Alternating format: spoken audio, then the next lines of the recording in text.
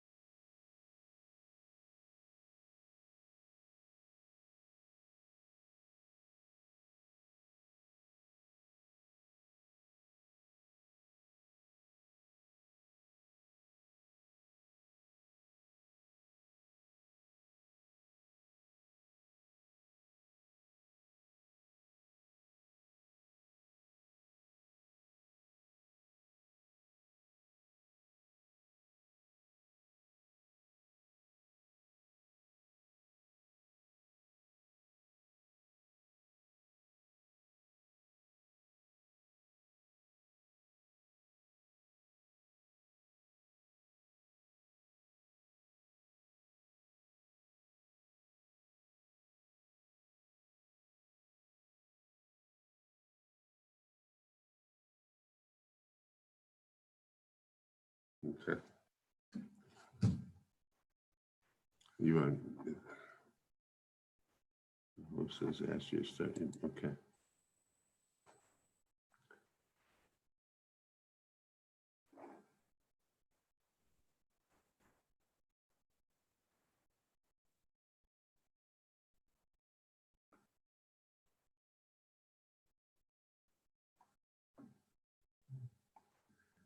Welcome to the meeting of the Board of Selectmen of April 14th, 2020.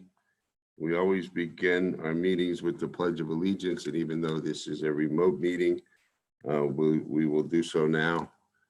I pledge allegiance to the flag of the United States of America and to the republic for which it stands, one nation, under God, indivisible, with liberty and justice for all. Thank you.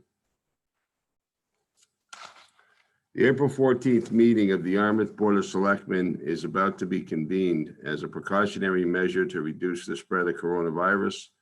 All town buildings are closed to the public. Therefore, this meeting will be held by remote participation. My name is Mike Stone, Chairman of the Board of Selectmen. I will begin by taking a roll call for quorum purposes. Tracy? She's muted. They all are, actually. Aye. Okay. Norm? Aye. Mark? I'm here. Is Eric with us? Aye. Okay. I vote aye as well. Pursuant to Governor Baker's March 12, 2020 order suspending certain provisions of the open meeting law, pursuant to General Laws, Chapter 38, Section 18, in the Governor's March 23, 2020 order imposing strict limitations on the number of people that may gather in one place, this meeting of the Yarmouth Board of Selectmen is being conducted via remote participation. No in-person attendance will be permitted, but every effort will be made to ensure that the public can adequately access and participate in the proceedings as provided for in the orders. Persons who would like to view this meeting while in progress may do so by watching via this virtual meeting or live via the town's YouTube channel. We will also post a recording of this meeting on the Town of Yarmouth website as soon as we are able. Please be patient as we work to overcome any technical challenges with the virtual meeting. To reduce confusion during the meeting, all participants of the virtual meeting are muted by the host. The host is Rich Bienvenu, our acting assistant town administrator. As participants are called upon to speak, they will be unmuted. Members of the public attending or viewing this meeting virtually will be able to use the raise hand button to identify themselves to the chair when called upon. The host will then unmute your audio. If you are dialed into the phone number provided, you can press *9 on your phone to indicate that you would like to speak. Please wait for the chairman to recognize you before speaking. In addition, public comments may be submitted via email to publiccomment@yarmouth.ma.us. This account will be monitored during the meeting by the host and provided to the chairman as applicable.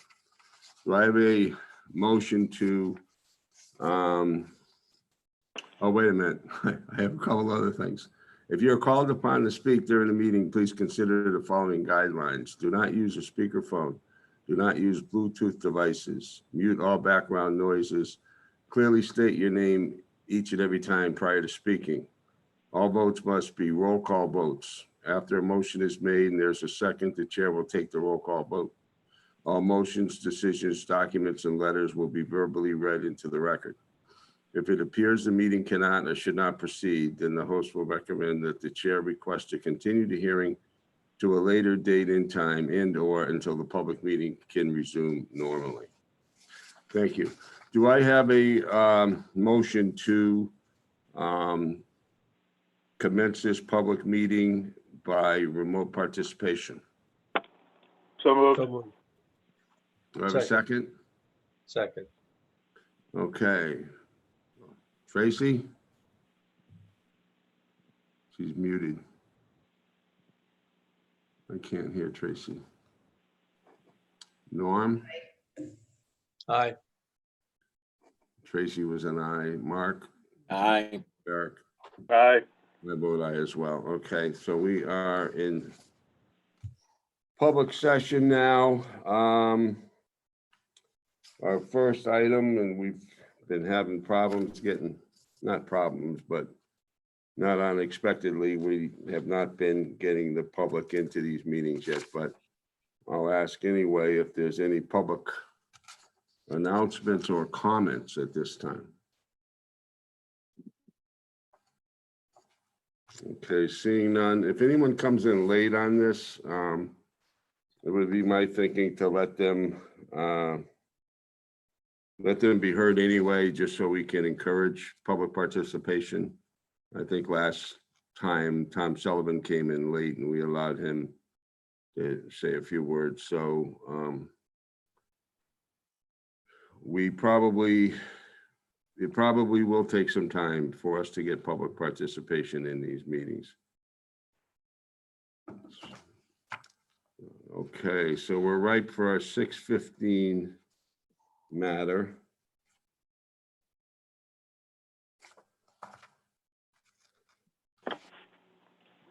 Which is the Harvard Club Incorporating doing business as Tugboats, 21 Arlington Street, West Yarmouth, Mass. Change of management agreement and manager. We have Attorney Pizzuti with us.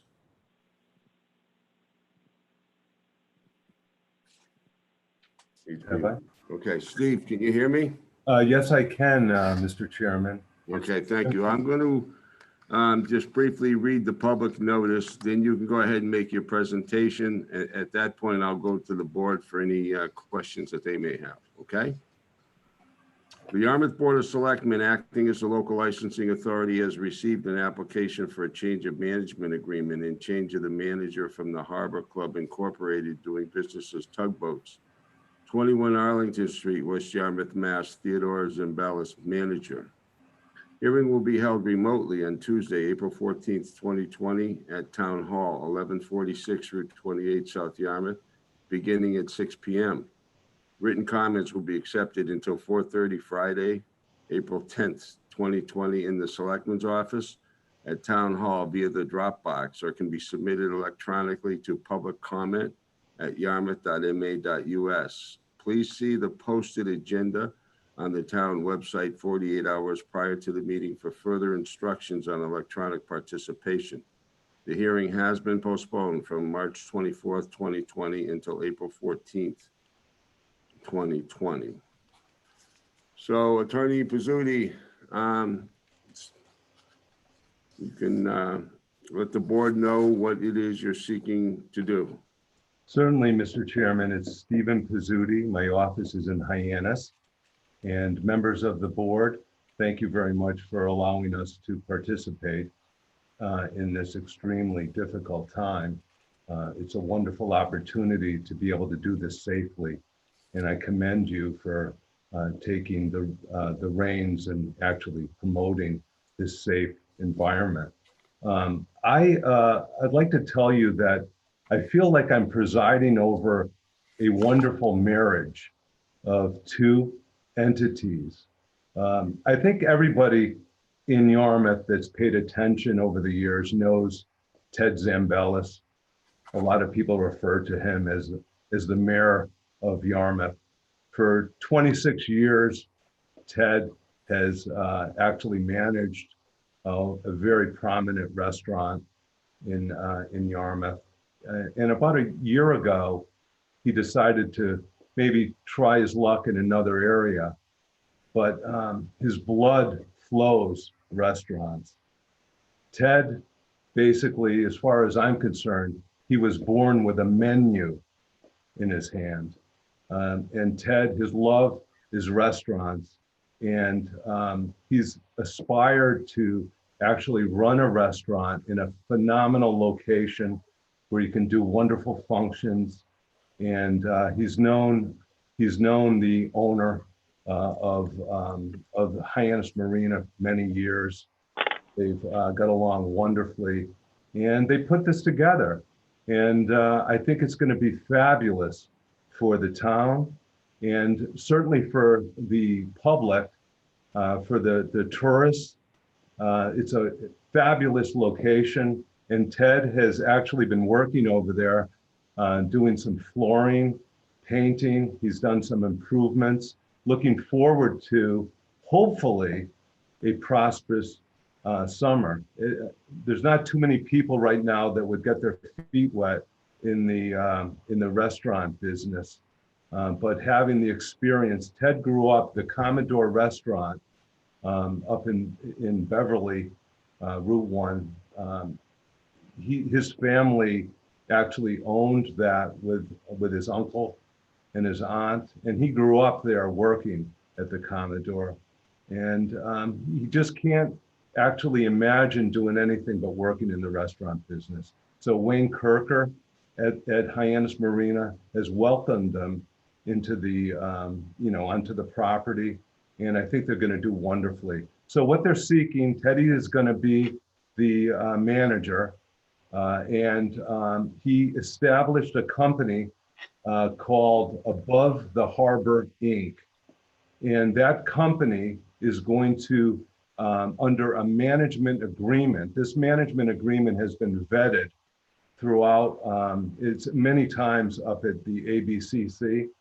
And through this management agreement, Ted is going to have the opportunity to hopefully bring tugboats to a prominence that it hasn't seen for many years.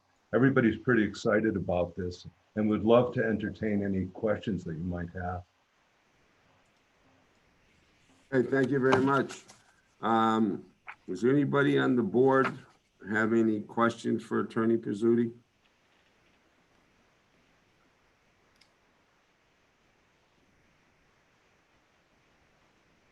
Mike, I have two questions. Go ahead, Tracy. Who holds the liability with the license? And I don't see a copy of his tips training in here. I just want to make sure he's tips trained.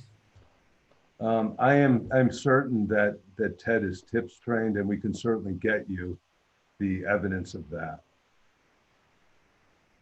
And the insurance on the license would be with who? I don't see a copy of it. It matters in the change of management. It's actually in the issuing of the license. Yeah, So absolutely. So Tugboats holds the license still? Well, tugboats actually, the licensee is the Harbor Club, Inc. And the licensee, it has the license at this particular point. Ted will certainly have liability insurance, but the Harbor Club, Inc. is the licensee. And I think they the have an management existing license. agreement spells that out, that he has to have liability insurance. And the Harbor Club, Inc. would still have primary liability. As a license holder, they would be responsible, for example, if there are any infractions or violations of the license, even though they have a manager running the business for them, they would still be primarily liable.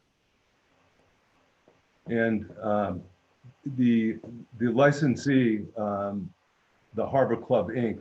holds the insurance, and Ted would be paying for, or his company would be paying for the insurance, and he would carry his own liability as well for the lease.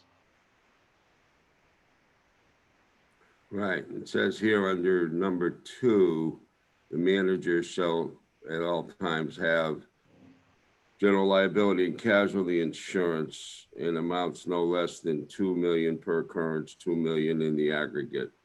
And then it goes on to talk about additionally $50,000 in property damage coverage. So who are the employees of the club going to be, or of Tugboats going to be working for? Are they working for Ted? Or are they working, what's the structure? Yes, under the management agreement, the Ted would have employees that would actually be working for his company, but the ultimate liability would be through the licensor or the licensee, excuse me, which would be the Harbor Club Inc. So there's like 2 layers of protection, so to speak.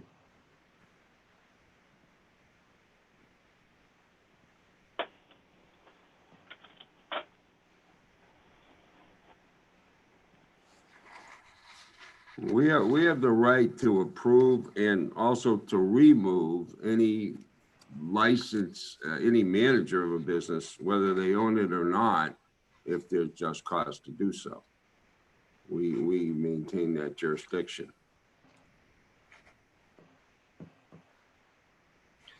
I think what's important to note, can I speak for a moment? What's important to note is that this property is within the Hyannis Marina. And I think part of the reason is for this management agreement is because Mr. Kirker, if anybody knows Wayne, is very particular about his operation. He wants the ability to actually remove somebody that may not be doing exactly what they should be doing. And otherwise, it would be easy for him to just do a transfer to somebody. But he's very concerned about control and making sure that all of the guests and the people that frequent Hyannis Marina are actually going to be served properly by the establishment. And hence, that's why there's a management agreement, because he has ultimate control. If there's a problem there, he wants to make sure that it gets resolved. And ultimately, his name is really there to make sure that everybody does what they're supposed to do.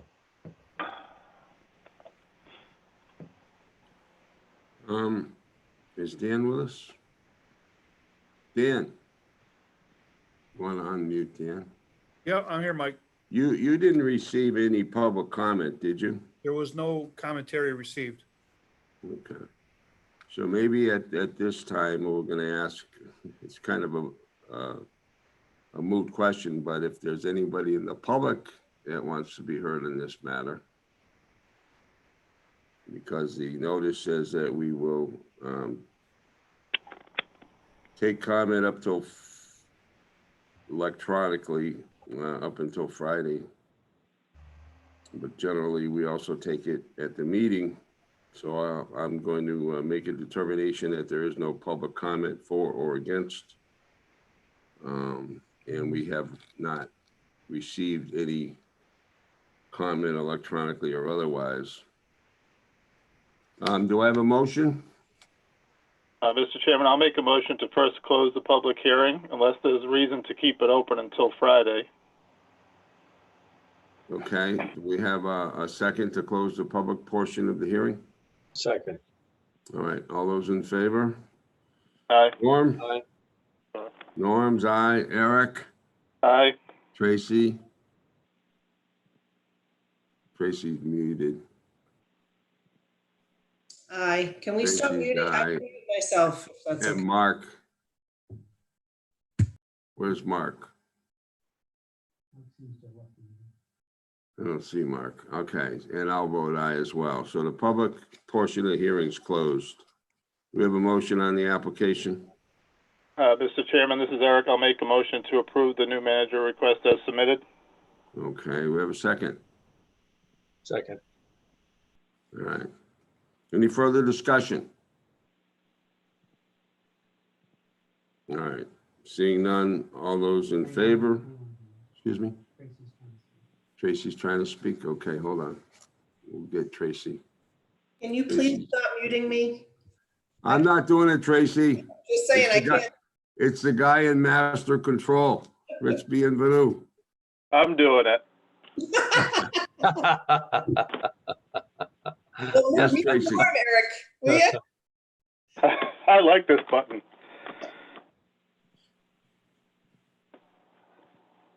Tracy, did you want to say something on this? I wanted to second the motion, but I You can't. second the motion? Okay, because I, It's already seconded. all right, we have a motion in a second. All right, we'll go with a roll call vote. Tracy, Aye. Norm, Aye. Eric, Aye. Mark, Can you repeat that? My power went out and I missed, I missed the motion. Can you repeat that? there was a motion to approve the change of management agreement and change of manager. I vote aye. I vote aye as well. So that passes unanimously. Thank you very much, Attorney Pizzuti. It's always nice to see you. It's always nice to see you. I'm wondering where you're getting your hair so nice and tight when you can't go to I'm really wondering what barber you're going to. It's Mother Nature. It is. You look great. Thank you very much. And I want to just say one thing. Linda Hill is such a great attribute to the town. I just want to say she's so accommodating. And I just want to give her some kudos. That's all. No, I agree with you, and she's highly capable. She really knows what she's doing and very efficient. Yeah, she's and, accommodating. She's wonderful to work with. Thank I you agree. very much. I Thank you. appreciate it. Thank you, everybody. Thank you. Bye.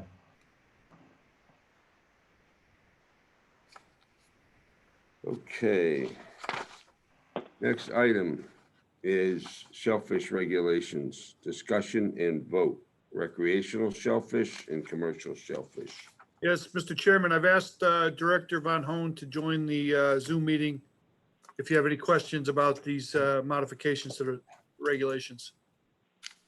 Mr. Chairman, I would make a motion to approve both the recreational and the commercial shellfishing regulations. We have a second? Can we, yes, I'll second that, but I'd kind of like to know what they're for. I'd like to know what you just seconded. Okay. Be under discussion. Did he say Carl was with us? Yes, Carl's on the call here. Carl. This is Carl Von Hoen. Carl, how are What you? Good, thank you. What do we do? We are doing a shellfish rotation like we do every spring. The recreational shellfish area is going to shift to Wilbur Park on Sundays and shift to Bass Hole on Wednesdays. This will extend until the 1st of June. I'll be submitting new regulations at that point. And these are shellfish regulations for soft shell clams, quahogs, and sea clams. So your general practice is to rotate these areas within the season itself.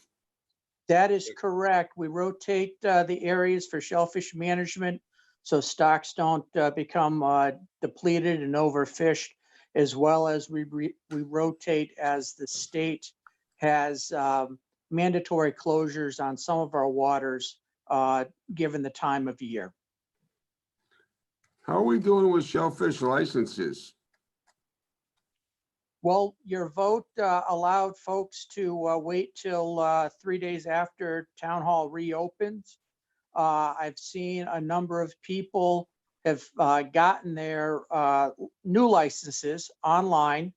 And I've seen a handful of folks that have told me they don't have computers to get them online, and we are allowing them to use last year's license.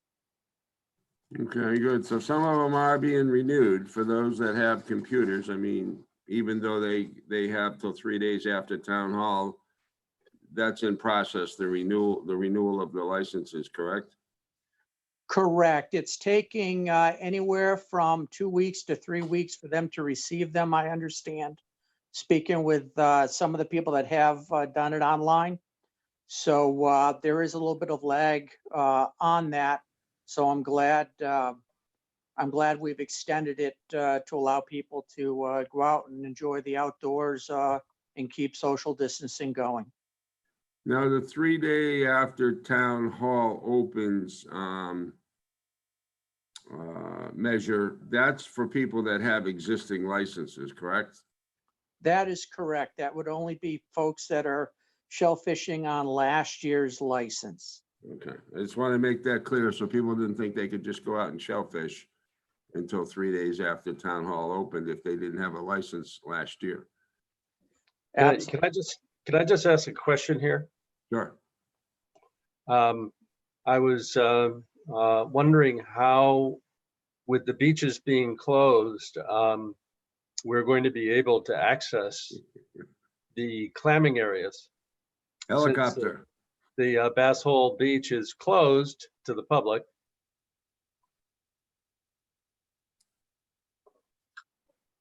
That is a good question, Norm.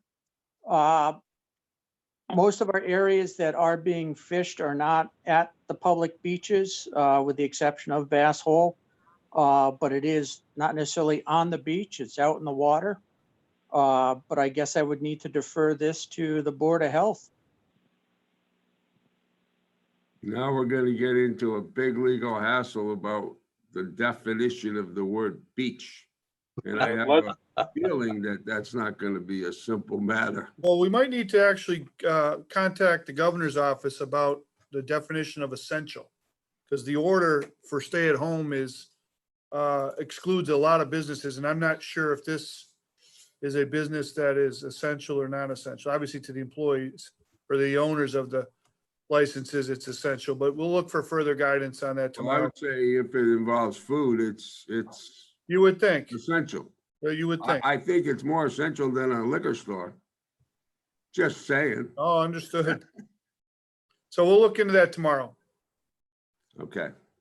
Mr. Chairman, I would like to make a motion that the Board of Selectmen determines that the beaches shall be open to shell fishing despite the beach closures. Okay, that's an interesting second motion. that. Do I have a second on that? You have a second on that? Yes.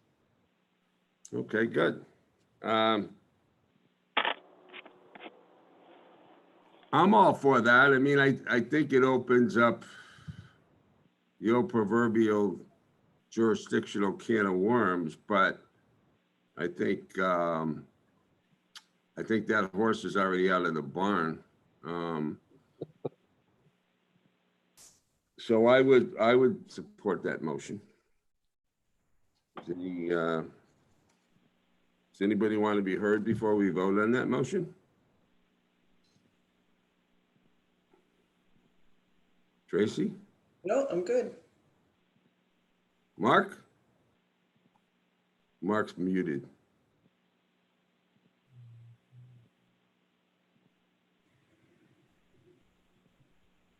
Can you hear me? We can now. Yeah, thanks. I moved the question. Okay. Sound like town meeting. Hey, All right, all those in favor? Oh, and we gotta do this by roll call. Norm, Aye. Tracy, Aye. Eric, Aye. Mark, aye. I vote aye as well, so that motion passes unanimously. So we're back to shellfish. So we had a motion and a second on the recreational and commercial shellfishing regulations that have been submitted to us by Carl Von Hohn, Director. Any further discussion on that? All right, seeing none, we'll go for a vote. Tracy, Aye. Norm, I look forward to clamming at Bass Hole from the boardwalk. Yeah, aye. The boardwalk's closed, Norm. Eric, Aye. Mark, Aye. I vote aye as well. So those pass unanimously.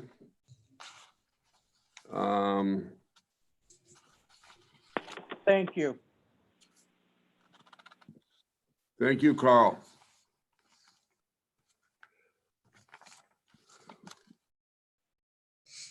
Next item, update on town services and coordination efforts regarding COVID-19.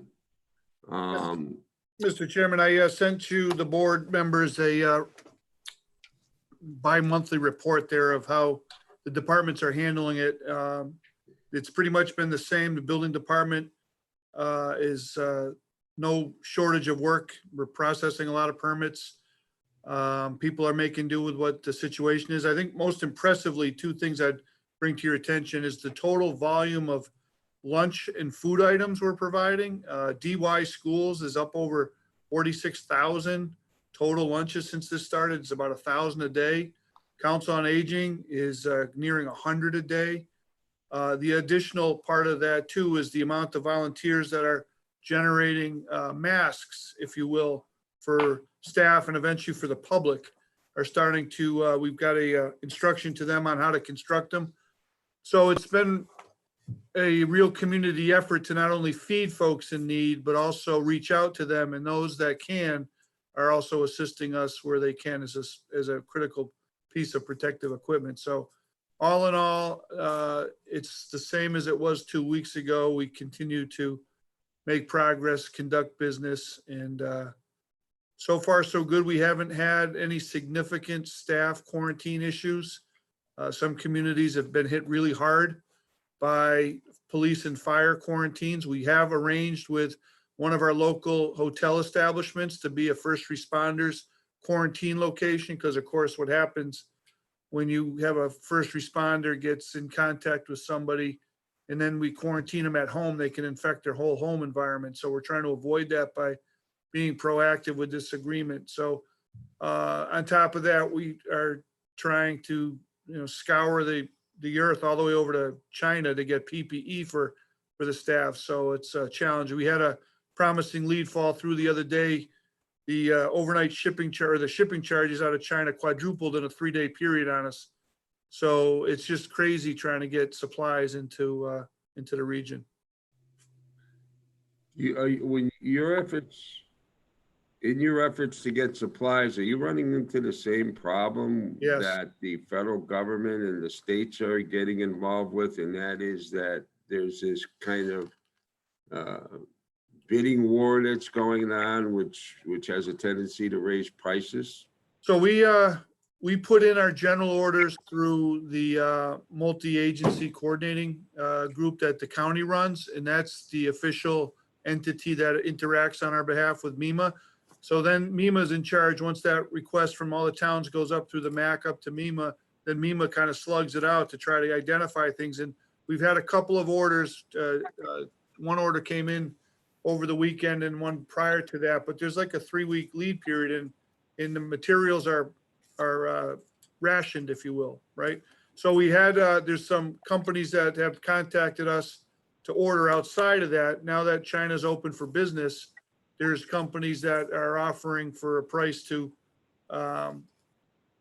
buy directly, if you will, over in China. So we put together an offer. We got some orders from some other towns, put POs together. And just this morning, I was told that just the shipping cost alone, the price over there is quadruple for orders. So what's happening is, unless you're buying things by the millions of units, you're not getting anything. And even those big entities that are ordering those large amounts, they are being stung by these ridiculous shipping charges because they know they got you. So yeah, it's a challenge, and we're very pleased that some folks in town are crafty enough to make some masks for us, because going forward, we're going to need those. But those aren't the masks that first responders wear. This county buying system, is the hospitals needs in that? No, the hospitals have their own supply chain. This is for outside of that, so, but the hospitals have, some of the big hospital units.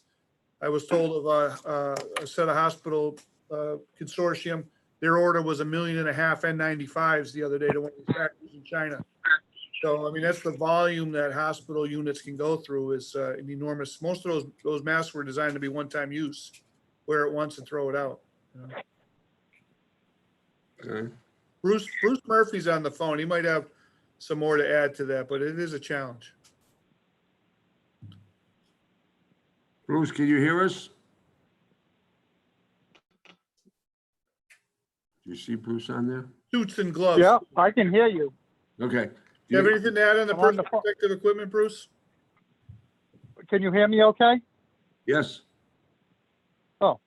Okay, well, I'm sorry, Dan, what was the question? Do you have anything to add about the battle to get PPE in town? I haven't heard anything differently. We still have a request in with the county, but have not heard anything different at this time. Yeah, so, it's not anything that's gonna go away, so we'll just keep putting in orders and waiting. We had an order arrive the other day on the 10th or 12th, and it was ordered on April 1st. And then the commercial supply facilities, we just got a order placed yesterday for latex gloves through WB Mason, and it came overnight. So yeah, it wasn't a big order. It was a couple thousand sets of gloves, but so it's kind of hit or miss, but not too many entities want the latex gloves anymore. They want another compound. Would you say they don't want latex and They don't want like what? latex. They'll use like vinyl or what's called nitrile rubber gloves instead of latex now. Single use, just like the latex Generally all gloves? single use, but people are, they're getting the max wear out of them, Yeah. So it's a challenge. How about your staff, Bruce? You have people out in the field now? Yes, we have the whole time. Excuse me, the health staff. What kind Working of closely protective with the, equipment do they have, if any? just surgical mask and gloves. When we go out to do limited inspections for pre-opening of businesses that we're working with, just scheduling, like we had an ice cream shop open. We got a fish market that we're looking at, another restaurant. There's nobody in it. It's an unoccupied building. The owner might be there walking through. So it's a limited inspection on that behalf. So we are working with the businesses as they plan their openings later in the spring here.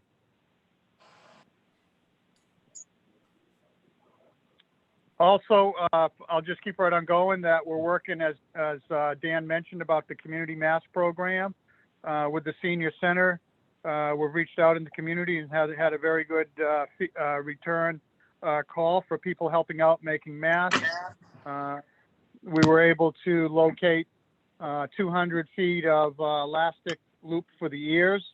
And today I was able to purchase some more cloth for the mask, and we hope to get that up and running by the end of the week so people that are in need can stop at the seniors and coordinate through the senior center to get a mask. Are these masks that are being made through the senior center for non-employees, non-town employees? Correct. We're hoping to get them out to people that might be in isolation or contacts in quarantine that trying to distance themselves between family members.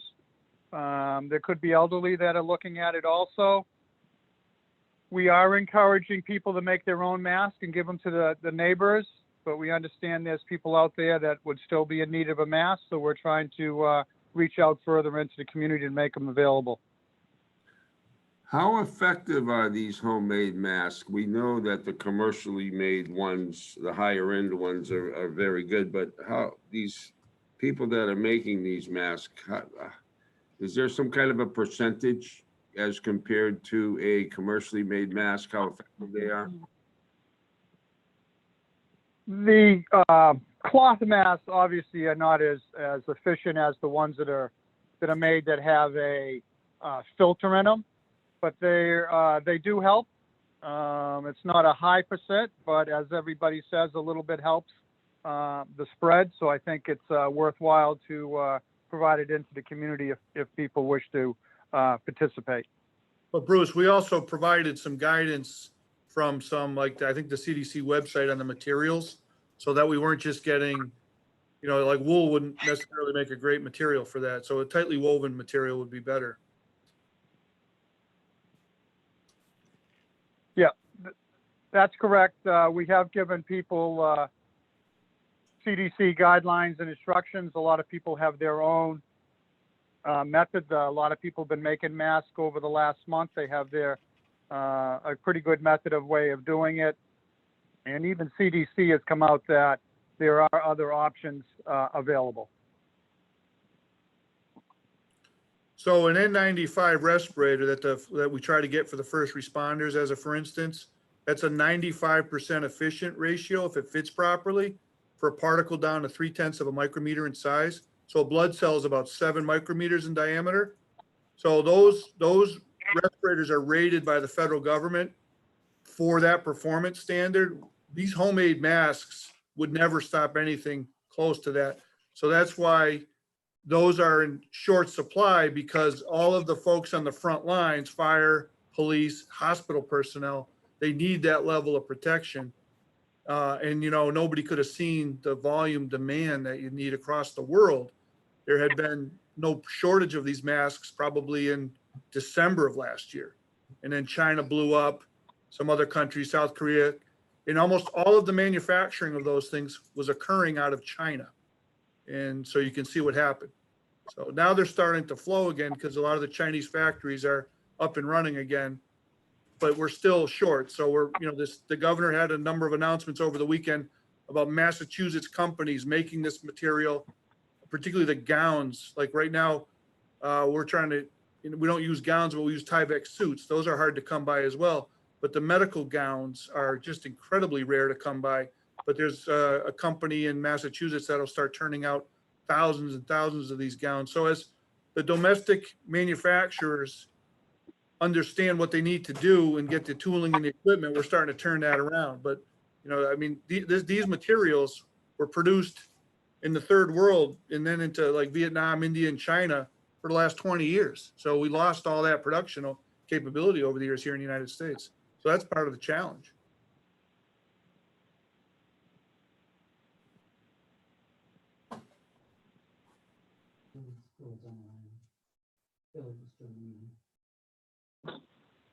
Does anybody else have anything on the employee work instruction through May 4th? So after May 4th, we don't know what work looks like after that. We're planning on, we've already told the golf division to get ready for some kind of limited opening, what that might look like. I know Mass Golf is taking the lead on lobbying the state governor's office about getting golf courses back online. So I think what you're going to see is a number of types of businesses sometime after May 4th. It might not be right after, but certainly shortly thereafter, there'll be some limited amount of return to work. That's a lot of what the conversation's focusing in right now amongst the state.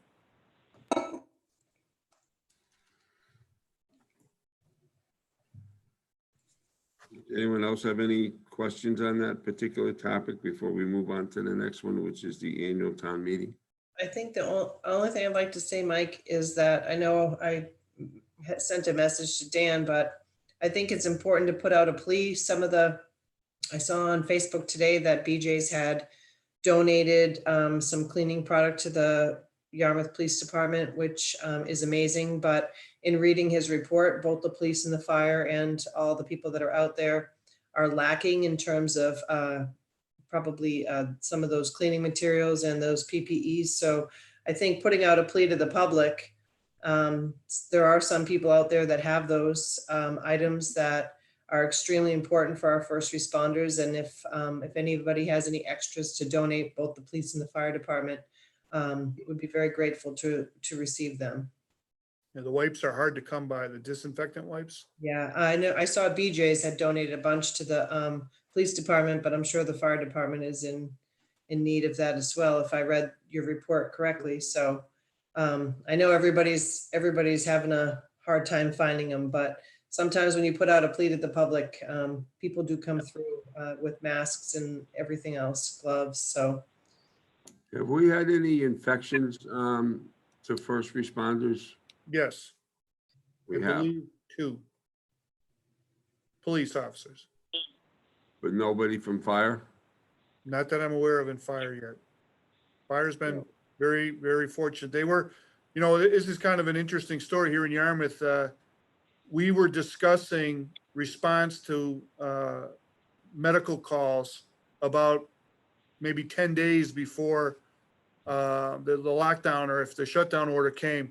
And one of the things that the police and fire were coordinating with was the work instruction as it relates in this environment. How should you turn out related to a call?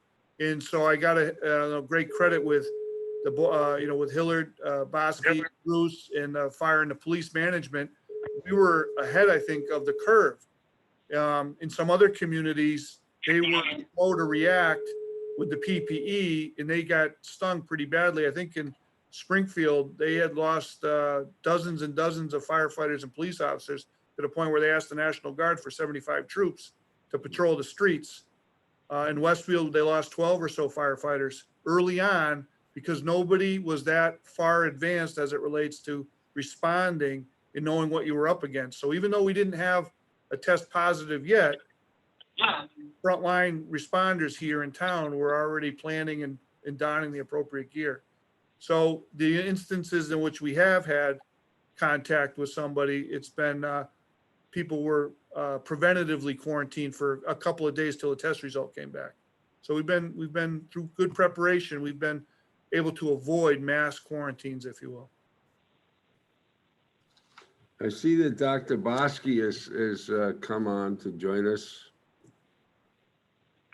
Good evening, it's Hillard. Do you have anything that you'd like to add in terms of an update from the perspective of the Board of Health? Not a formal one. I see that you must have moved along on the agenda. I sort of came on at 6:55. It looks like you had moved along here a little bit. So if anyone has any questions, I'll be happy to address them.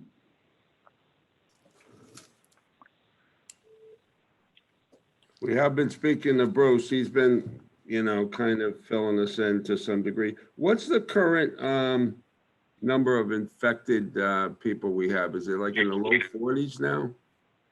It's 44 today, and we had 41 contacts that we're following, and we have 2 deaths as of today as well. Okay. Those are the totals. And how is that trend, Hillard, in terms of previous in the numbers going up? Do you see a hopeful kind of either decline or steadying?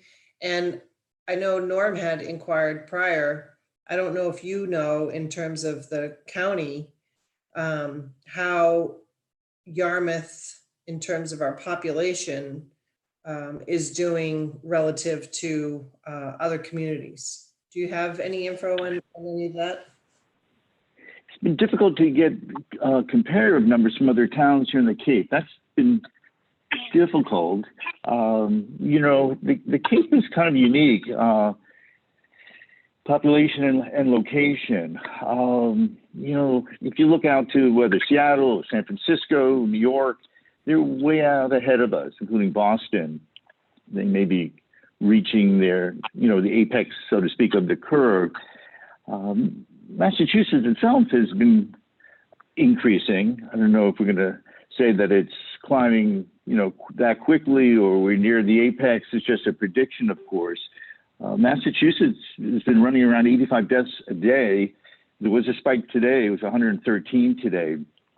So the total in the state of 957 people have passed away. And looking at the numbers this morning, I think it's 9 or 10% of the people who are positive are getting hospitalized. And that's, I think, a more important number, in that the positive rate will go up just because we're doing a better job testing. Hospitalization is sort of independent of that a little in some ways. Someone may not know they're positive and may get hospitalized. Just the fact that you have 10% of the people of the positive getting, hospitalized, that's a bit scary, I think. As for Yarmouth, we've just been very consistent. We haven't really seen any kind of spike or lull at all. It's generally been a few a day, which is great. Whatever measures we're taking, I think are working. What's kind of unique for us here is the population is going to go up. Being, a nice resort town, and as we all know, more people will be coming here. And the larger the population, the more activity you'll have, and certainly people coming from more densely populated areas will be coming in and certainly could be positive carriers. And they may be coming here unaware that they're positive. I think we're running about 25% now is the last quote I saw of number of people who are carriers and haven't felt sick at all. Certainly, the governor certainly has been very proactive this week. I saw an announcement just at the field hospital for 94 beds. And I give him a lot of credit. Hopefully we never use the beds, but he's ready. We certainly could use it on the Cape, and being it's the island that we have. If the ICU gets overwhelmed, we had some backup to get patients who are not in the ICU up to the field hospital, and just keep the sicker patients here with us. Hopefully none of this materializes, but he's obviously preparing for the worst scenario. I don't know So, if that answers your question, Ron. well, I guess, I mean, so we're not, you don't think we're kind of behind the curve in terms of reaching our apex is what I'm understanding. And the other question I have is, there's a lot of talk about getting things open back up. Is there any, I think one thing that will help extremely are those quick test strips. So people, know whether they have the virus or not, and then the rest would be able to know that they don't, so they can get back to work. Do you have any knowledge of how long the lead time is on those quick testing strips to be released for regular population use? I don't. It's sad we're just finding out that we can get our grocery and supermarket personnel to get tested quickly, and just need an okay from a manager. They may have to drive to West Springfield or Gillette Stadium to get it, but we're sort of behind. I don't say it's just our state. I think that's where the country is. The other point is if we get some antibody tests, and I don't know when those are going to be coming by, that would be fabulous to know that, yes, you have antibodies and you're probably safe to go back into society, go back to work and get out of the house. But no, I listen to the news each night. I haven't gotten any dates of when we expect to see those.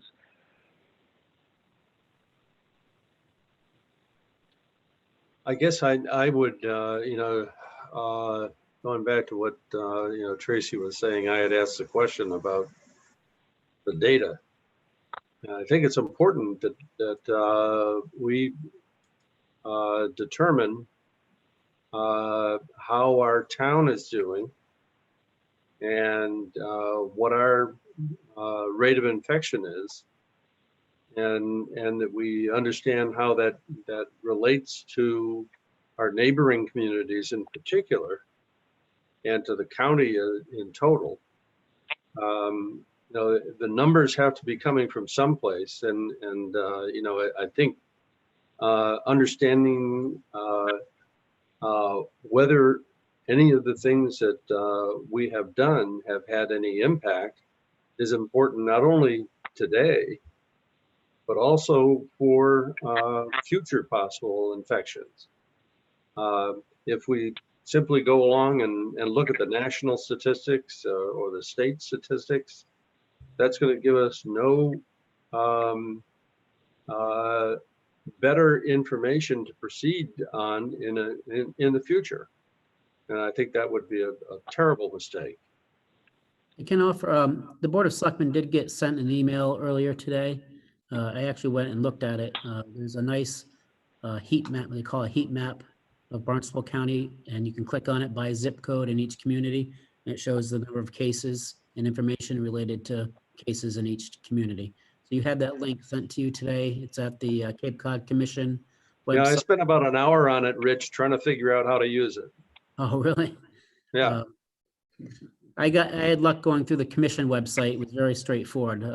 I didn't find it on the Barnstable County emergency response site, but the commission site was user-friendly. Director Murphy and myself made a decision to post our statistics daily.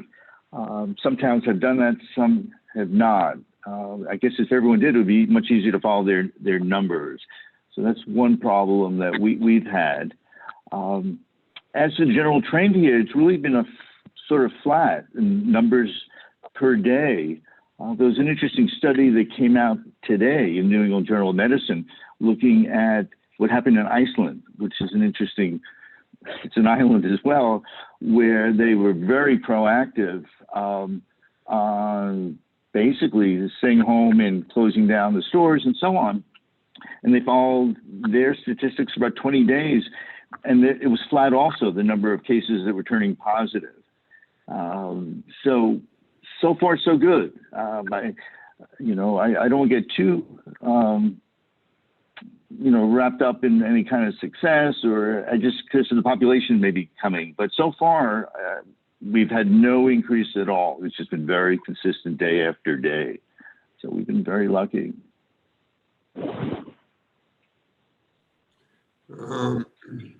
Is Bruce still with us? Or is he gone? Bruce is here. Both. I'm here. Either Bruce or Dr. Bosky is, in terms of suspected cases of the coronavirus, is testing reasonably available, or is there still glitches with that in terms of getting suspected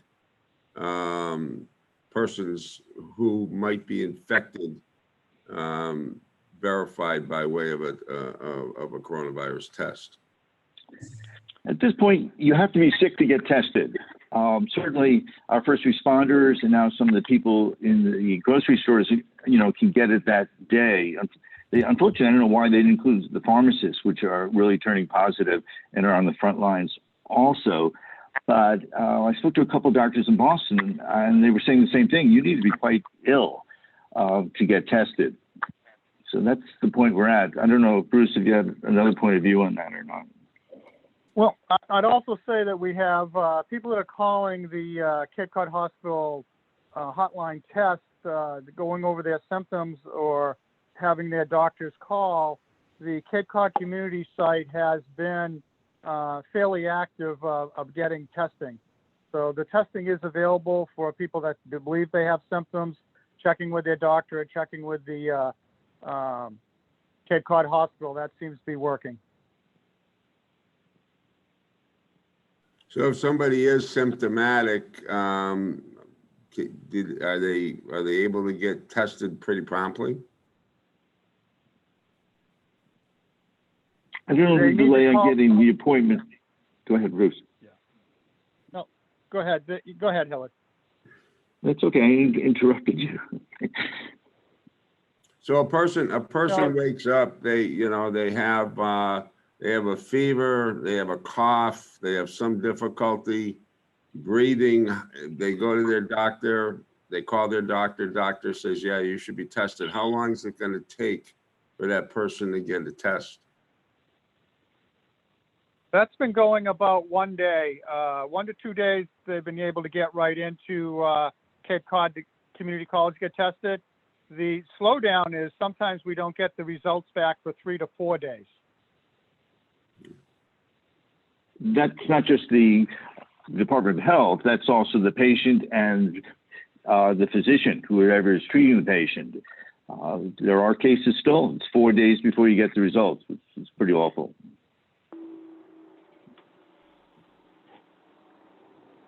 Another one's someone could have a bacterial pneumonia, which is very different than a viral one, where you certainly want to treat the person because you have a medication that could cure them. So it's complicated because of the delay. It's also, what we're seeing is a lot of the positive cases are in the same household. So you have someone who went for testing, they're waiting for 4 days, they live with other people, and seeing a very high rate of other individuals living at home of turning positive, which is easy to understand. Not everyone has, a nice home that's large enough with separate bathrooms and to really isolate themselves from another family member. It's pretty complicated, difficult. So with all the masks we're making, we thought perhaps we can get masks to the houses of people who just had someone testing positive and perhaps protecting other people in the household. But I'm not overly optimistic because of the delay of the 3 or 4 delay. So it's perhaps we can get masks to these people just if they got tested, meaning they're sick enough, their symptoms are consistent enough with the virus that get 4 or 5 masks to that house. Maybe we can prevent some other people turning positive. Right. Does anybody else have anything for either Bruce or Dr. Bosky?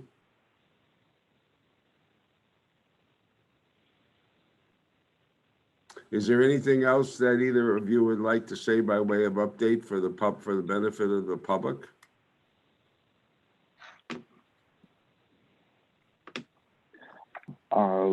Today, I went to the supermarket, transfer station, and for things I needed. That's all to do. And most of the people had masks on. It was great.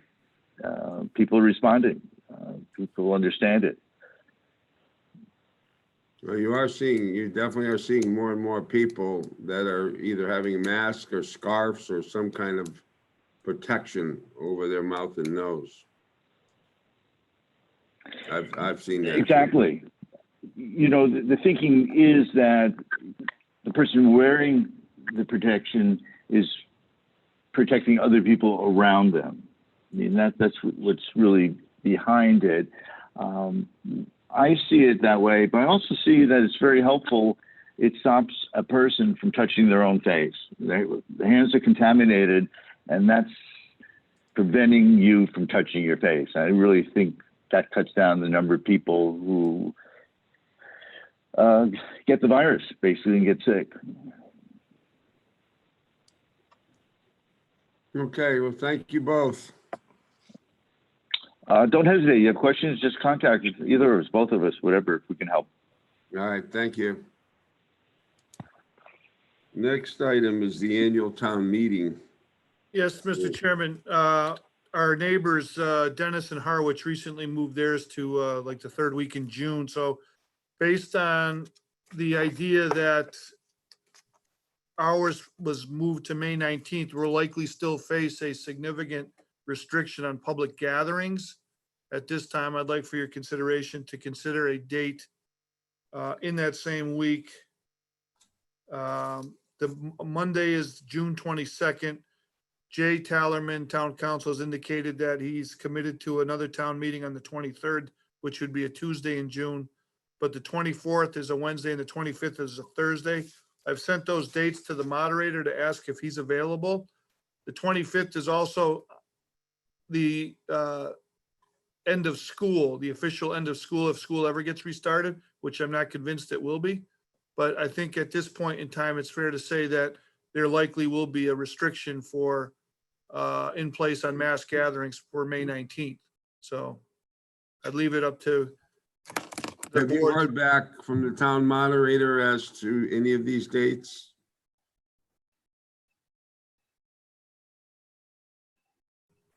I'm back. Did you hear my question? No, I glitched.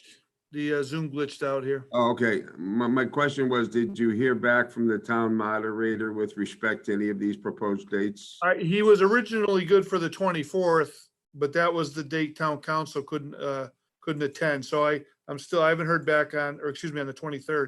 I haven't heard back yet on those other dates. What about the 22nd? The 22nd is a Monday. That could work for Jay.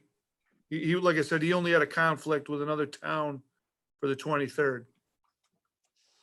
Well, I'm speaking from memory, but as I recall from reading the paper on this, one of the towns of Harwich or Dennis, one's rescheduled to the 22nd and the other rescheduled to I think the 23rd. Dennis, I believe, was the 23rd, in Harwich, the 22nd.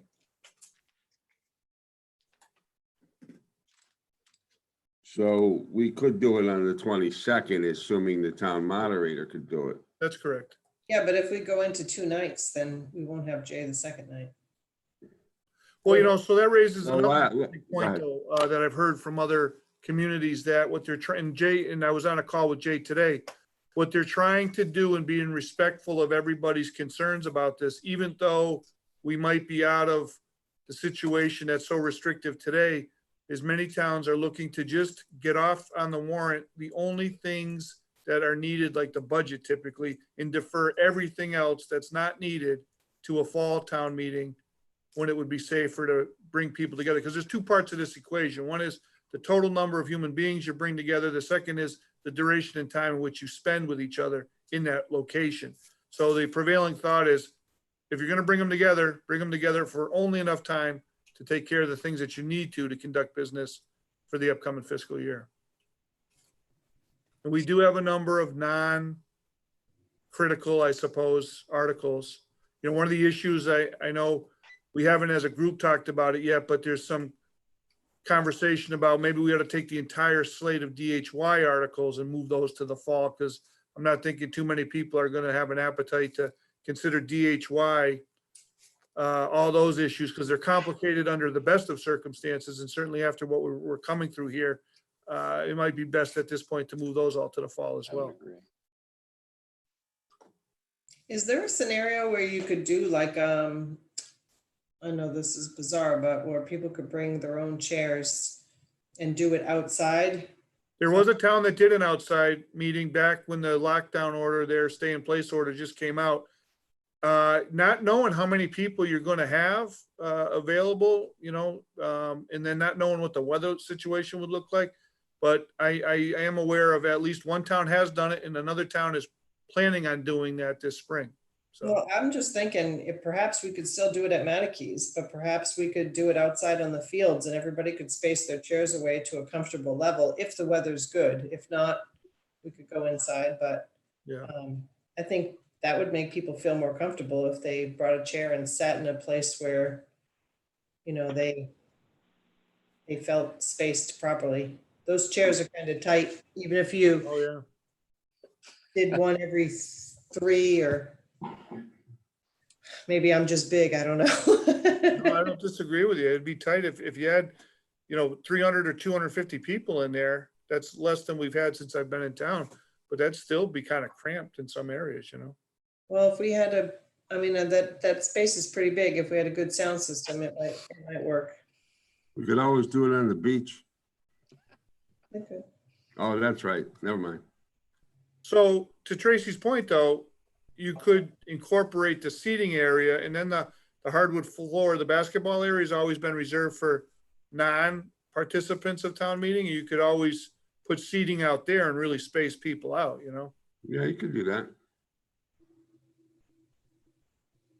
And again, I'm not really sure if you're going to have a huge ambitious crowd wanting to come out and spend a few hours with people they don't even know. We probably won't get a big crowd at that first meeting. Has there been any conversation about a Zoom type of town meeting or any type of digital allowance? No. Well, let me just follow on Tracy's point. How many people can you bring into a Zoom type of meeting? I'm not sure. What's the max? Couple hundred? Well, I'd have to double check, but we got a premium account. It's at least 300. yeah, so I don't think the idea is that far-fetched. I think they're all worth looking at myself. Yeah, we'd have to, you know, I'll raise that to MMA and see if there's a, I mean, it might need legislation or some kind of opinion on that, but it's not, if you can get up to 300 people, the only provision you'd have is, you know, what if you have more than that, you'd have to maybe have some accommodation for live seating, you know?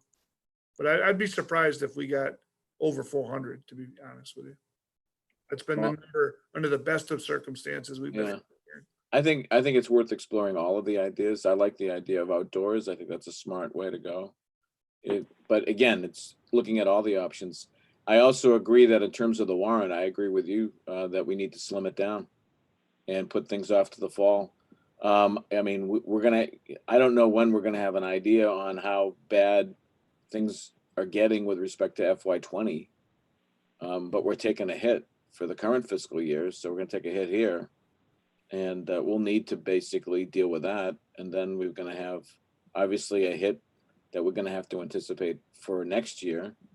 On the wastewater articles, we're going to have to sort of redo a cost recovery plan and at least make some new adjustments and new assessments. So I don't even think we're going to be ready if we wanted to. So I think the idea that's been raised of putting things off to the fall and only focusing on just the core essential stuff, I think makes a great deal of sense. I agree with that. I think we should trim down the warrant to what are the necessary items. I think we should explore all possible formats in terms of the meeting.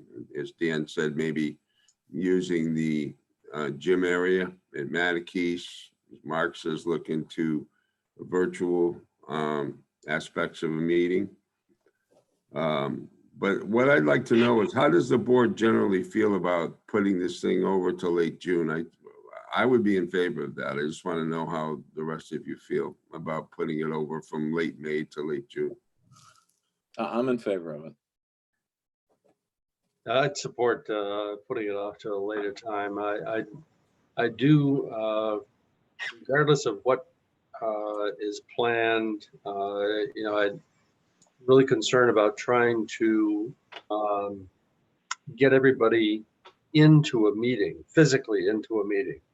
Mhm. I can't imagine a situation where we were trying to check off people Right. as we do to attend the meeting, and trying to keep people 6 feet apart during that entire process, and trying to protect all the people that are checking people in.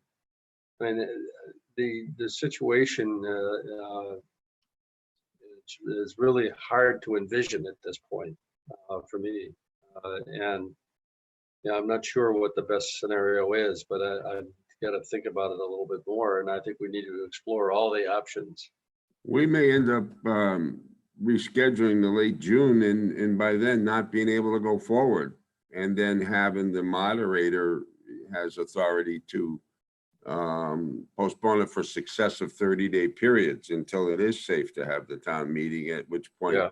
I think we'd be going on expenditures based on 1/12 of the prior fiscal year. That's correct. So, I mean, we're gonna have to do what the health decisions dictate we do in terms of public assembly. I think as time goes forward, more things are going to unfold in terms of options and availability. So I think putting it off gives us a little bit more time to be able to work through that. Mhm. So I'd make a motion that we postpone annual town meeting till June 21st. 22nd, I think. Well, I think 21st 22nd is- was is the Monday. That's correct. Yeah. Yep. 21st is a Sunday. Yeah. Oh, the 22nd. We can do it Sunday if you want. Okay, so hopefully our town moderator will be available that day. If not, we'll make sure, we'll make them be available. How's that?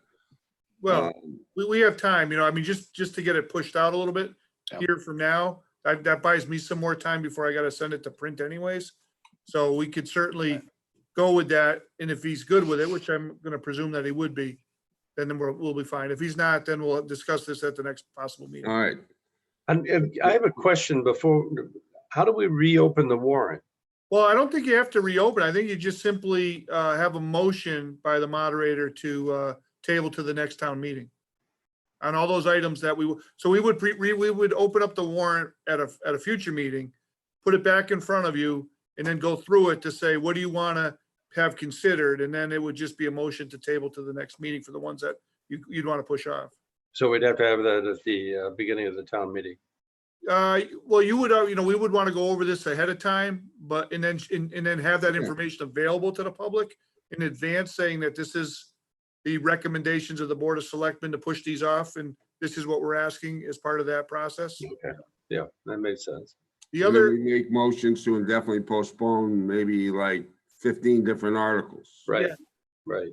And then we put them back on in the fall. yeah, the other thing that we have to consider too is, I've been communicating with DY, they still don't know what the budget, I mean, even though they have an assessment for us, the legislature is going to begin the budget process now. So the forecast that the governor made back in December, when the governor had his hearings on the forecast of revenue, are way different than the forecast that the legislature is going to get. So there's a potential possibility as the weeks unfold that they get hit more dramatically from state aid. And we haven't had our official hearing yet. So we'd have to bring whatever that budget looks like back in front of you, including our own amendments that we might need to make for the fiscal year. So right now, everything is like status quo. because we're waiting on financial projections. So do we have a second on Tracy's motion? I'll second it. Okay, put down, Mark, you second that? Yeah, Okay. So let's have a roll call vote. Mark, aye. Tracy, Aye. Eric, Aye. Norm. Aye. I vote aye as well. So that by unanimous vote, we will be postponing town meeting to June 22nd. Okay, great. Next item, Families First Coronavirus Response Act. Yes, Mr. Chairman, on the agenda is a motion that was prepared by Labor Council as it relates to the exemption of certain town employees that are allowed for under the federal act that was recently passed by the Congress and signed by the president in March.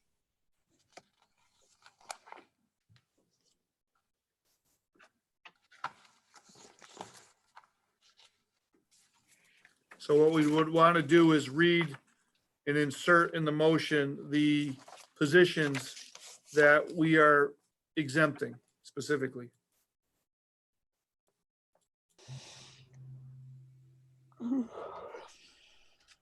Can you read the exhibit? Can you read those? I mean, Yes, The I'll motion- read those. I'll read the positions.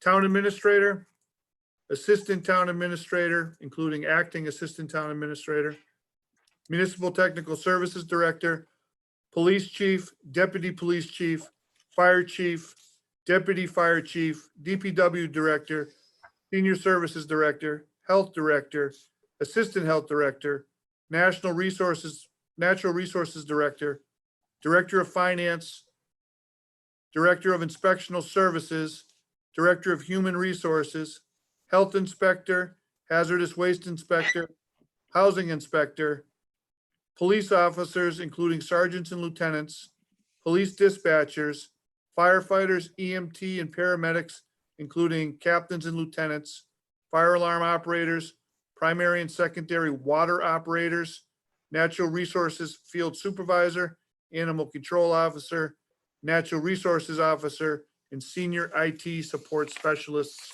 are all of the positions that we're asking be exempted from the Family First Corona Leave Act.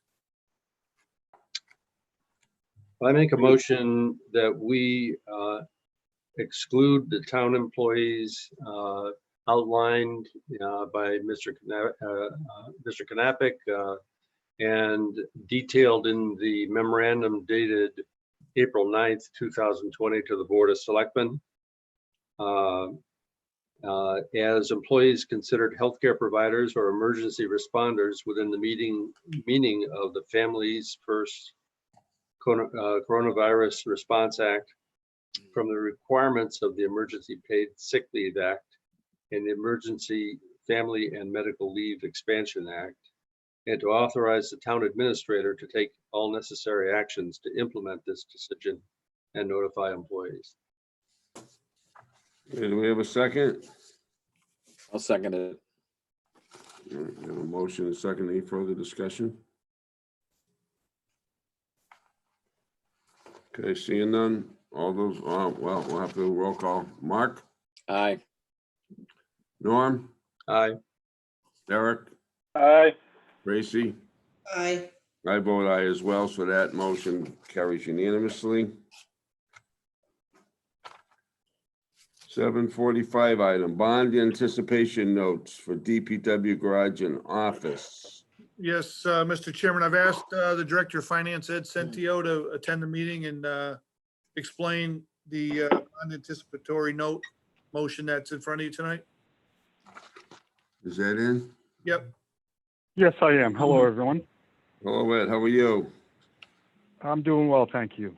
Can you give us The, background on this item? yeah, certainly, yes. Last fall, the folks in the town voted to build the DPW garage and authorized that we borrow to build that DPW garage. We have gone out to market and have obtained $15 million for the DPW garage. And what we would like is your authorization to go forward with this ban. And if we don't, particularly in light of our current circumstances, we will have a severe cash flow issue if we don't go forward with this ban. Mr. Chairman, I make a So motion. we ask that you make a motion to accept this and to give us the necessary signatures. So moved. Seconded. All right, we have a motion by Tracy, second by Mark. Any further discussion? Just a question on the net interest rate. Is that an effective rate, or is there a premium on these? I think there is a premium. Isn't it the effective rate 2%? Yes, and there is a bond premium, correct. Okay, so the coupon rate is like 2%, and then what is the term of the note? The term of the note is about 8 months. 8 to Oh, 9 months. all right. So we're not looking at so next February, we're going to have to float a regular bond, or is it going to be, are we going to renew this with an increase? We hope to, depending on where the credit markets are, do this with a regular bond. Okay, so, I don't know what the credit markets are going to do at this point. And the municipal market has been depressed for some time, and I expect it to continue to be. There was a period of time where people offered notes and they got no bids or no responses. That was when the credit crisis happened. That was before the stimulus and the Fed quantitative easing. If we have an opportunity to markets are stable. If we have an opportunity to go out with long-term borrowing and based upon an anticipated upswing in rates, is that something we could do quickly? No, we have to wait until the maturity of this bond or this ban. Yeah, there's actually a prepayment penalty on the bond, isn't there? That's correct. Or Okay. there's no prepayment. Okay. That's what I meant to say, a prepayment, a prohibition. Yes. What would be the term of the refi? How many years? I think we would have a discussion with you about that. Depends on where we are with all of our other finances. Do we want to go for a 30-year or do we want to go for something shorter?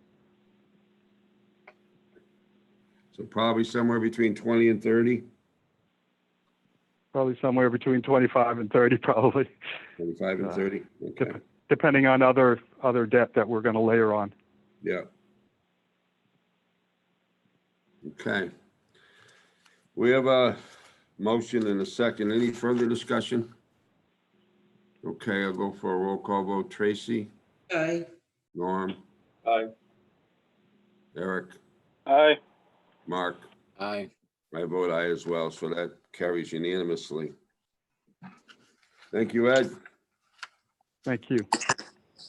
Mr. Chairman, I've asked. And we definitely need to have signatures today, as well as 2 additional signatures tomorrow. Yeah, we're all set with that, Ed. I'll be signing tonight, and then Eric is coming in tomorrow morning, and I don't know who else is gonna be. Mark said he could come in tomorrow morning too.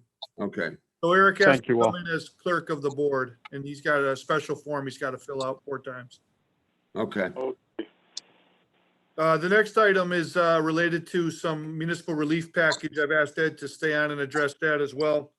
These are items related to the special acts that were passed a couple weeks ago to extend real estate tax payments, waive interest Oh, yeah, and okay. penalty exemptions, and by default, the disposal sticker can't shut off critical services to the public during this time period. I make a motion that we support and send as the memo outlined, extend the date for both the real estate tax to June. I'm sorry, it was on the screen a second ago. So your motion, Tracy, is to extend the due date from May 1 to June 1, 2020? Yep, as the memo outlines here of April 3rd. Delay the due date for real estate tax bills from May 1st to June 1st. Waive the payment and interest and penalties for late fees of any excise tax, betterment assessment, or apportionment thereof, water rate, annual sewer use, or other charges added to tax payments made and its respective due dates, but before June 30th, and change the deadline to apply for the exemption from certain property taxes from April 1st to a date no later than June 1st, 2020. I'll second that motion. Did we put the disposal sticker in there? Yeah, so under the legislation, you're not allowed to shut off critical services, and I think in some communities, the way they linked that was that you, as part of your tax, you pay the whatever the fee is, or the gatekeeper's fee to use a sanitation facility. We happen to use a sticker, separate pay, but it was a decision that discussing it with Jeff Colby, he felt that the legislation also would apply to our operation at the disposal facility. Yeah, I have no problem with that, but I did notice that there was coupling language in the state legislation. But I'm fine with putting that in too. So Tracy's motion does. I amend my motion to also extend the dump sticker or the disposal area sticker to June 1st as well. I'll second that amendment. All right. So we have a motion actually to extend the real estate tax payment date from May 1 to June 20, waive the interest and penalties until June 30, 2020. Extend the property tax exemption from April 1st to June 1st, 2020, and extend the disposal sticker expiration date to June 1, 2020, correct? Yes. All right, we have a second? That's me. That's Yes. Mark. All right, any further discussion on this? No, I just want to clarify, you said June 20, but it's June 1st. June 1st, 2020 Okay. for the disposal sticker expiration. So June 1 of this year. All right, so we'll be looking for a vote then. Mark, Aye. Tracy, Aye. Eric, Aye. Norm. Aye. I vote aye as well. So items 1 through 4, those pass unanimously. Question about that before we move forward in terms of cash flow and the budget. I just want to know from Ed how the receipts of these real estate taxes, are we gonna have the money to operate in the interim? Yes, we are monitoring the local receipts on a daily basis, and we're depositing. Our staff is coming in and depositing all of our receipts on a daily basis. We'll be able to make our FY 2020 local receipts budget. We're not sure where we're going to be with the real estate taxes at this point in time. We're at about 60.37% of our real estate collections. We get a substantial amount, about $10 million from people that pay their mortgage. So we're hoping that we will get that, and that'll get us up to about 75%. And then it depends on those that are having trouble paying their taxes where they might be. So I think we're fine for this particular fiscal year, and there are some other measures that we can take from a cash flow standpoint, and definitely the DPW garage borrowing. That was key to making sure that we don't have a severe cash flow problem. Okay, thank you. Yeah, I think people that have it are gonna pay it just because they want to get rid of the bill. And I think the extension of these deadlines are gonna benefit the people who really do need the additional time. And we've gotten some emails and I've gotten some phone calls and people that really need this time to make these payments. So I think it's gonna help those that need to be helped. And I think those that are comfortable financially, they'll pay their bills probably on a timely basis as they always have in the past.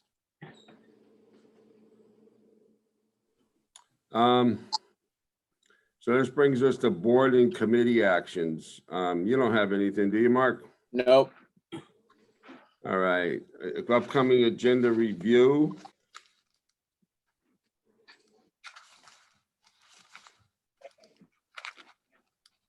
Mr. Chairman, there's meeting minutes for approval, We have minutes. August 27th. Oh, yeah, okay. So I'm sorry, I skipped over that. I move the minutes of August 27th. Second, Second. All right. Tracy, aye. Norm, Aye. Eric, Aye. Mark, Aye. I vote aye as well. So they're approved. What do we got coming up? So on the agenda, there's a couple things. We're trying to remember, keep it as light as possible for just, business that has to be attended to.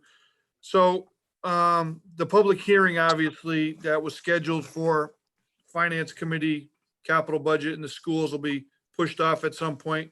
I will have the weights and measures, IMAs for Barnstable in front of you for the 28th meeting. They've been through a lot of legal review.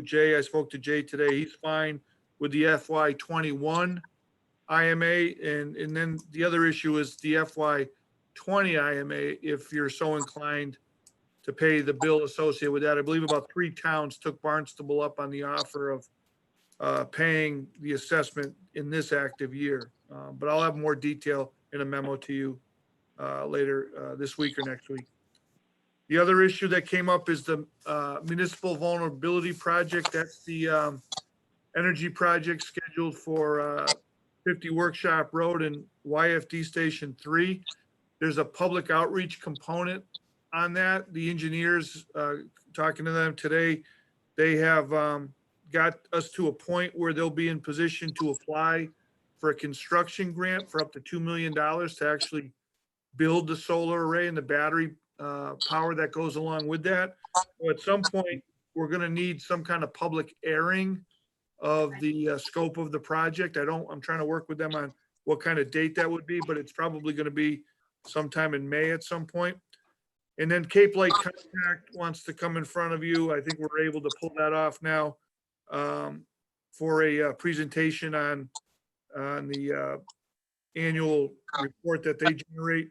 And then what was outstanding out there included legal services review. I'm not sure what you wanted to do with that, but I've run the legal payments made to the various lawyers that we use through the end of March. And then if there's anything else, one of the other topics that's still out there that we have to address is the annual town election. And talking to the clerk today, some of the other towns are using June 30th, which is like that last week before 4th of July. So he's trying to line up logistics on that, but we will have to make a decision on annual town election too. Can I just ask a question in terms of, I imagine a state of emergency allows us to deviate from the charter? Well, under the special legislation that was passed, that included in moving town meeting, also included moving town elections. And if possible, if you had to, moving it into the next fiscal year. So the special act legislation allows us to do things like that. So it really becomes between now and the end of the fiscal year, what would you like to see on the agenda going forward? But those things for sure, the election, weights and measures, IMA, and then at some point, a public hearing and that MVP update, we'll have to get that done before the end of the fiscal year. One thing I think that's really imperative that we do prior to the ballot, regardless of when it is to make sure that we work on educating the public on what that means to us in terms of the new school building. I know it's been kind of pushed off a little bit, and it's a very, very difficult time for people who are out of work to think about increasing their taxes. But, you know, when that bill comes due to the town, that could be extremely devastating for us. And I think we need to do some public outreach, some public education sometime between now and June in terms of, you know, what that might look like if it fails. Yeah, so there hasn't been any meetings of the building committee since this all started back in early March. I know on the school committee agenda for tomorrow night, there's supposed to be an update on the building committee project, on the building project. So I will check in with school administration to find out what has happened to the time schedule. Because if design work has stalled on that, that of course will push everything way out as it relates to when the project will be finished. So that'll be helpful to craft some kind of public messages. I would think that at some point we could convene the building committee to get back on track in this kind of format, but there hasn't been any communication to me to that end. So I'll look into that tomorrow. We know how much is borrowed and how much is going to be due in the next fiscal year. Well, we do have those based on estimates that were reworked for us back in January when we restarted the project. But I'm not sure since, you know, we lost 30 days essentially. We had at least 2 meetings, I think, scheduled that were knocked off the agenda. So I'm not sure where we are. I'll have to check in with school administration to find out what the status of the engineering is right now, to see how much borrowing might be needed. We were originally set within the budget based on the schedule that we knew in January, but that's potentially all changed.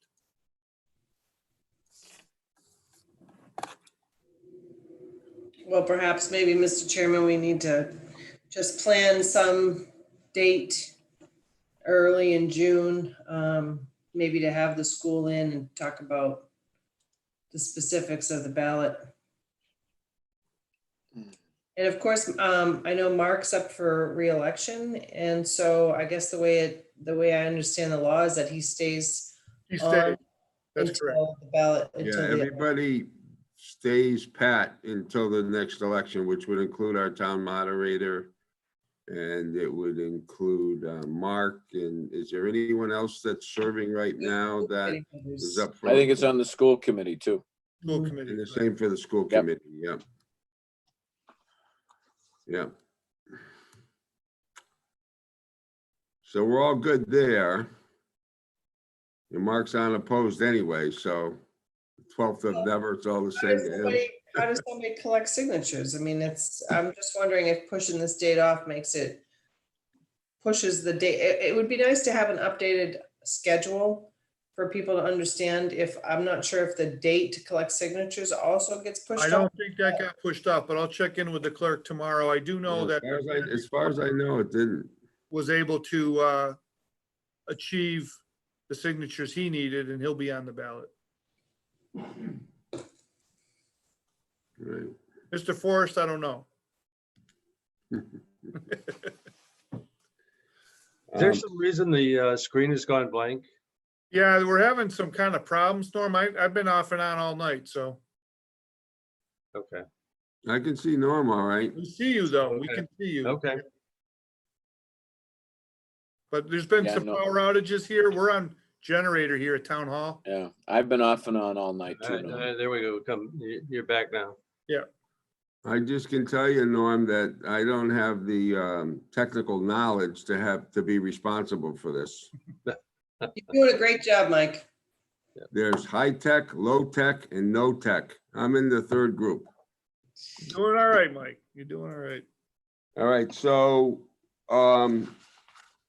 I think Tracy's point's well taken. I think we have to figure for early June to have some kind of input from the school committee, and we have to have some kind of informational program going out to the public about the vote for funding the schools. That's critically important. Anybody else on the agenda? No. Okay, now we're meeting, didn't we have a vote that we are meeting next week? Yeah, it's up to you if you want to. I mean, there's not a lot that's pressing. We took care of a lot of the most important things tonight. So all next week would be just an update as to what the status is. And I don't anticipate there's gonna be a great change between where we're at today and the rest of the week. So it's up to you. I mean, I know it's supposed to be a school vacation week, but I thought the board said that they wanted to meet that date, but if they don't, that's fine. I'm not advocating yes or no. I just want to make sure that we do what the members of the board want to see done. So I guess I'll ask everybody, Tracy, Norm, It seems Eric. that there's one thing on there, so I mean, I can make myself available, but unless there's something pressing or there's a change in, you know, something that's going on, perhaps we should postpone it. I don't know if, you know, these updates for the COVID are probably helpful to the public. I'm not sure on a weekly basis, but you know, I think we should be as flexible as possible. But if the only thing is the weights and measures, weights and measures can be April 28th. we can put that off. I don't know if I mentioned weights and measures. I'm in favor of them charging the customer. Did I mention that before? Yeah, they didn't want to hear that. Okay, I just want to make sure I'm on the record. They said they were the second highest county on in the state for fees. So Well, great. So the taxpayers should pay instead. That's even. Norm, what do you think about meeting next week? Or do you think we should put that over till the 28th?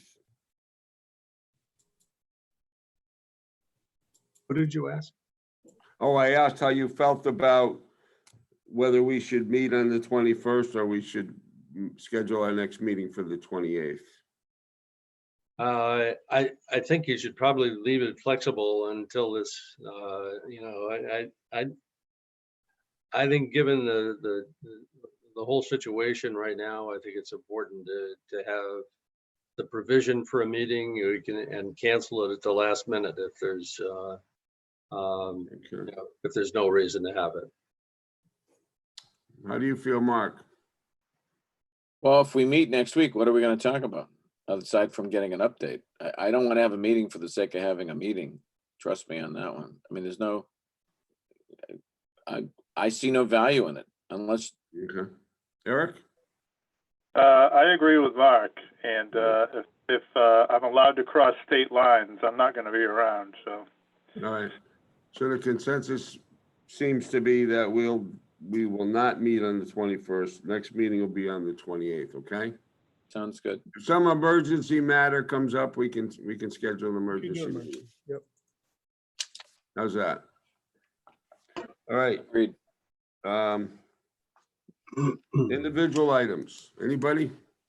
Nope. I have a couple of items. Go ahead, Norm. All right, first of all, I have two things.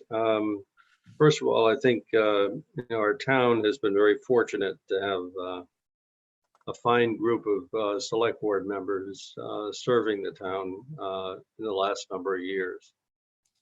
And I think that when our board has been asked to make difficult decisions, we've done so without creating divisions in the community or creating winners and losers. But rather, we've found solutions that have been beneficial to everyone in the community. Conversely, I also believe that when on occasion our board has not been consulted, decisions are sometimes made that are less considerate of the community as a whole. And I hope that our residents will insist that our select board be consulted on all major decisions in advance in the future. My second comment is that is an announcement, and that is for personal reasons, I am retiring from public service effective May 1st. And I'd like to thank the residents of Yarmouth and this board and wish both the town and the board the very best for the future.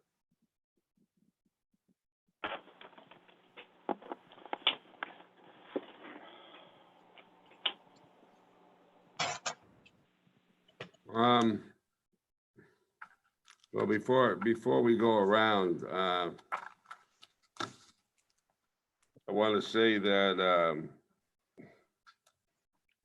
I'm sure everybody's very surprised to hear this announcement, Norm, and I'm sure you had your reasons. I'm sure they're good reasons, but it'll be a tremendous loss to this board with especially your financial skills, your analysis, and your asking very cogent questions when it comes to matters of budgeting and finance. And I want to thank you for all the service that you've provided to the town, not only as a selectman, but also as a member of the finance committee. And we'll miss having you on the board. Okay, I appreciate your comments, Mike. Thank you.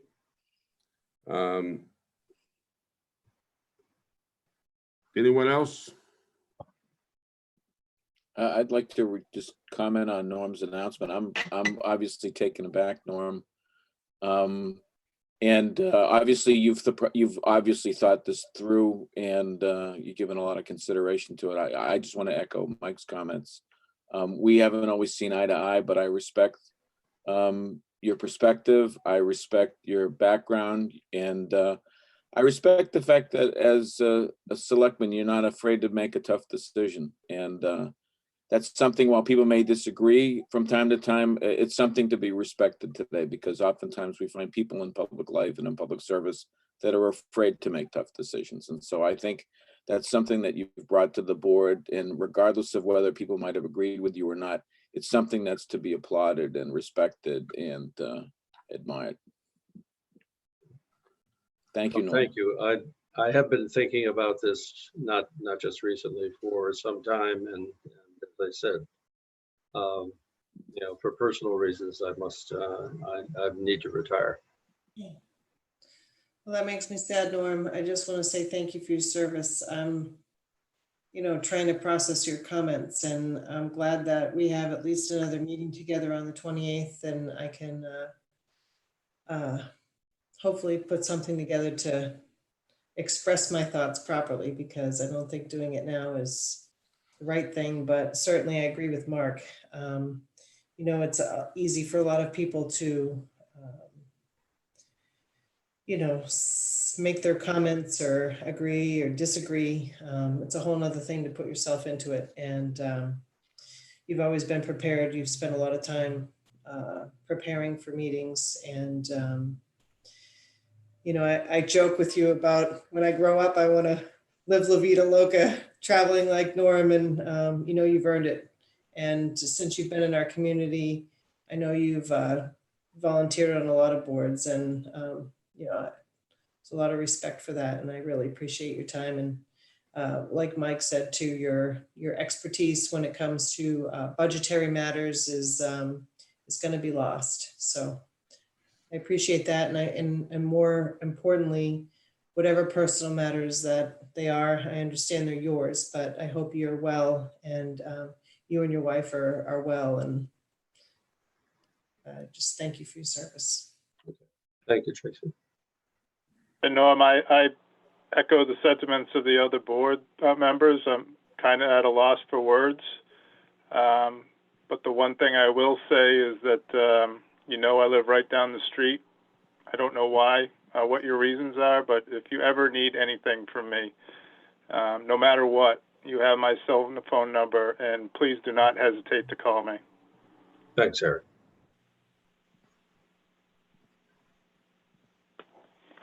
Same applies to me, Norm, except that you have to stay 6 feet away.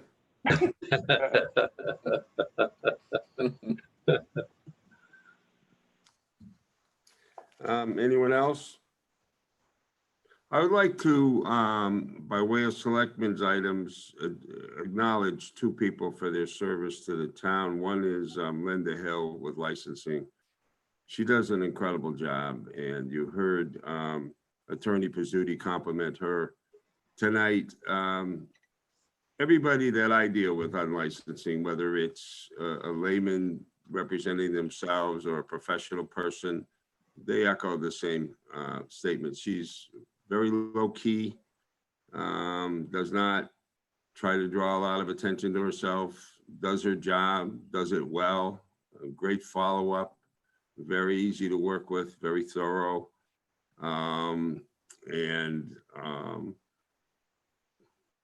just, people like that, because they are relatively quiet people, sometimes don't get the recognition that they deserve. Another quiet person that I think deserves that same level of recognition is Rich Bienvenu. He's done a tremendous job for this town. He's put together this technology for us to have these meetings. He's sitting in the same room with me at Master Control, and he just does a great job. And if you need anything, he's the first guy to ask, and you won't have to ask anybody else because he'll take care of it for you. So I just want to give him the much deserved recognition that I think he'd probably be uncomfortable having, but nevertheless, he's very, very deserving of it. Amen. Okay, so now where are we? Any town administrator updates? There's the matter of 3 petitioned articles that are out there. I'm going to reach out to each of the petitioners and ask if they would consent to moving their articles to the fall. None of them are so pressing that they can't wait, but we, at some point, if we were going to go ahead and have them at town meeting, we wanted to bring them in front of you to give them 15 minutes to explain their position. But I think based on all that we've discussed tonight and what other towns are doing, it would probably be best to reach out to them and ask if they could consider moving those to the fall. So that's what I'll do. Will they have to recollect the signatures, or will we? Well, so that's a good question. I don't think necessarily that they do. I think if you put it on indefinite suspension, it can be brought up at a future town meeting. So I'll double check with the clerk, but I'm pretty sure that that's because they've qualified. It's just more a matter of at town meeting, just moving it through to the next one. So I think if we can do that and avoid the signature, getting the signatures all over again, I think that's a very good idea. I think there was an article in the paper about Dennis trying to accomplish the same thing as well. yeah, yep. And it's Because not news those to them. We petitioned had them- articles. Pardon? Well, we had them and we had the group that was a resolution to practice sustainable practices. That resolution, I think, is on 14 town meetings warrants this year. So Yeah, I'm sure they're hearing it from others about a postponement situation. right. And we haven't even had a discussion yet with them in terms of the wording of that, right? Right. No, we have not. For those kind of articles, as was mentioned in the newspaper coverage of the Dennis matter, it was noted that they take a lot of time. There's usually a lot of discussion associated with petitioned articles, and that's apparently was their reasoning for wanting to not And the have it two on that we this. have will likely be those 3 for us. Yeah. Yep. So we have 3, all right. Yep. Anything else, Dan?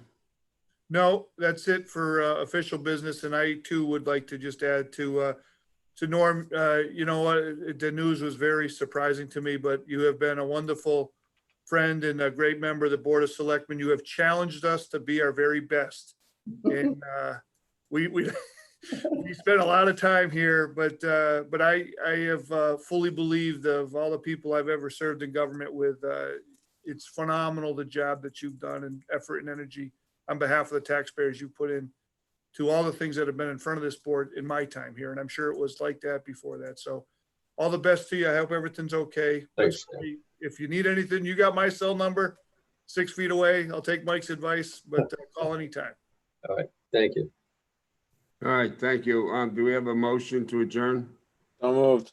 A second? Second. Okay, Tracy, Aye. Norm, Aye. Eric, Aye. Mark, Aye. I vote aye as well. We're adjourned. Thank you very much. Thank you. Thank you, Mike. Thank you.